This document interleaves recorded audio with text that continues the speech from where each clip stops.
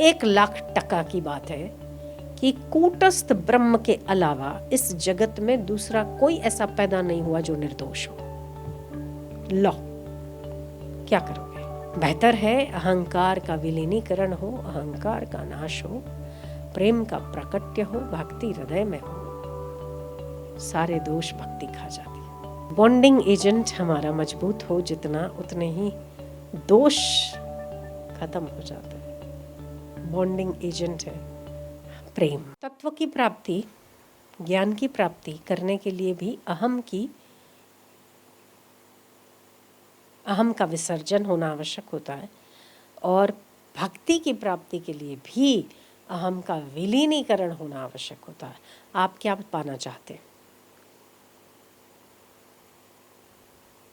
अगर आप भक्ति पाना चाहते हैं तो आप ईश्वर के साथ ऐसा प्रेम कीजिए कि किसी के दोष सारे भक्ति में विलीन हो जाए, तो अहम विलीन हो जाए, तो वहाँ भक्ति सफल है। अगर आप स्वरूप की प्राप्ति करना चाहते हैं तो शुद्र और तुच्छ मैं परमात्मिक मैं में विलीन हो जाता है। मेरे देहाध्यास का मैं व्यापक चैतन्य के साथ एक हो जाता है, उसमें विलीन हो जाता है। तब स्वरूप की प्राप्ति, तत्व का बोध, परमात्मा की प्राप्ति, जो हम उसे नाम दे दें, ज्ञान, ब्रह्म ज्ञान, तत्व की प्राप्ति, वेदांत का बोध, आदि आदि आदि। तभी भी उसमें तुच्छ अहम, क्षुद्र अहम व्यापक परमात्मा के स्वरूप में विलीन होता है। विलीन होना जरूरी है। अगर तो यूं ही हमने अहंकार को पोषित करते करते अपनी खोपड़िया को खराब कर दिया, आप निश्चित मानिए आप ना कुछ हासिल कर पाएंगे, ना आप कहीं पहुंच पाएंगे। केवल ठोकर लगने के अलावा आपको कुछ नहीं मिलेगा। हमारी सोच का, मैंने यही कहा शुरुआत मैंने जब कही कि हम जब सीटी बजाते हैं तो सीटी का भी एक तरीका है कि मुंह को गोल बनाना, जीभ को अंदर गोल करना, कितनी स्पीड से, कितनी फ्रीक्वेंसी में हमको हवा देनी है, तो सीटी बजती है ना। रोटी का प्रपोर्शन भी होता है, कितना पानी कितना दाल का प्रपोर्शन भी होता है। हमारे जीवन, बुद्धि, हृदय के प्रपोर्शन ही नहीं है ना, इसीलिए हम अहंकार में फूले फूले जाते हैं। हम फायदे की जगह पर नुकसान करते हैं। क्यों करते हैं?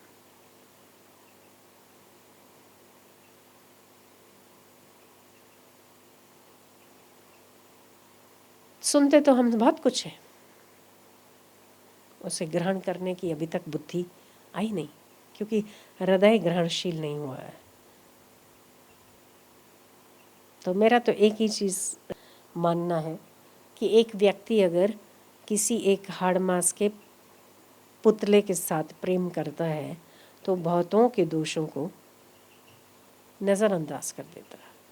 हम अपने गुरु से या हम अपने ईश्वर से इतना प्रेम नहीं कर सकते कि हमें दूसरों के दोष नज़रअंदाज करने की ताकत आ जाए। और 100 नहीं, 200 नहीं, 500 नहीं, 1,00,000 की बात है कि कूटस्थ ब्रह्म के अलावा इस जगत में दूसरा कोई ऐसा पैदा नहीं हुआ जो निर्दोष हो। लो, क्या करोगे? क्या करोगे? दोष सभी में ही है। आपसे लेकर पूरी सृष्टि के आखिरी छोर तक कोई भी दोष रहित नहीं है। तो क्या आप निर्दोष हैं? इसीलिए आप दोष रहित व्यक्ति ढूंढ रहे हैं? कभी नहीं मिलेगा, कभी नहीं मिलेगा। कूटस्थ ब्रह्म के अलावा दूसरा कोई ऐसा पैदा नहीं हुआ माई का लाल जिसमें कोई दोष ना। क्या करेंगे आप? बेहतर है अहंकार का विलीनीकरण हो, अहंकार का नाश हो, प्रेम का प्राकट्य हो, भक्ति हृदय में हो, सारे दोष भक्ति खा जाती है। प्रेम सारे दोष खा जाता है। अपने अहंकार को विलीन करना। हमें जब किसी भी चीज़ का बुरा लगता है, अहम है कहीं ना, इसीलिए लगता है, और फिर वो द्वेष के रूप में पनपता है। अगर उसे आप ये तरीके से लेने लग जाओ शांत रहो। ठीक है, मेरा कोई ना कोई दोष रहा होगा तो ईश्वर ने उसको प्रेरणा दी, बढ़िया है, अच्छा है। आप निर्दोष हो जाएंगे, आप में दोष ही नहीं बचेगा, आप ब्रह्म के स्वरूप हो जाएंगे, आप में दोष रहित हो जाएंगे आप। यही ज्ञान है, यही ज्ञान है। सुनना अच्छा तो लगता है, थोड़ी दिमाग की एक्सरसाइज तो होती है, पर जब तक साधक की ऐसी अवस्था नहीं आती तब तक न भक्ति परिपक्व होती है, न ज्ञान।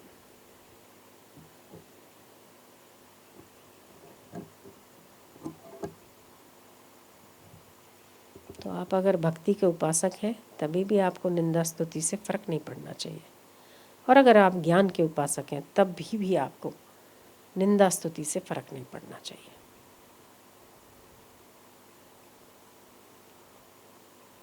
पर अहम के पोषक हैं तो हाँ,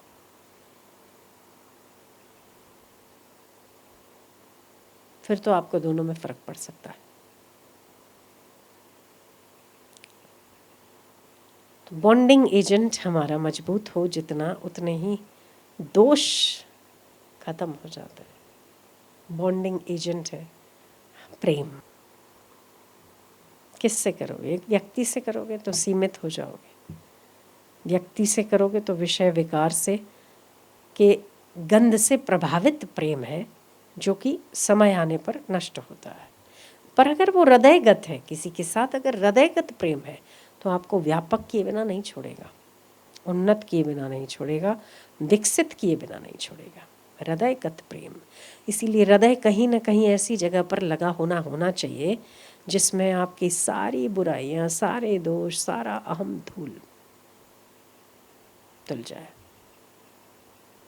एक जगह ऐसी होनी चाहिए जहाँ हृदय से आप दिल से चलते हैं, जहाँ आप हृदय जोड़कर चलते हैं, जहाँ सारे दोष आप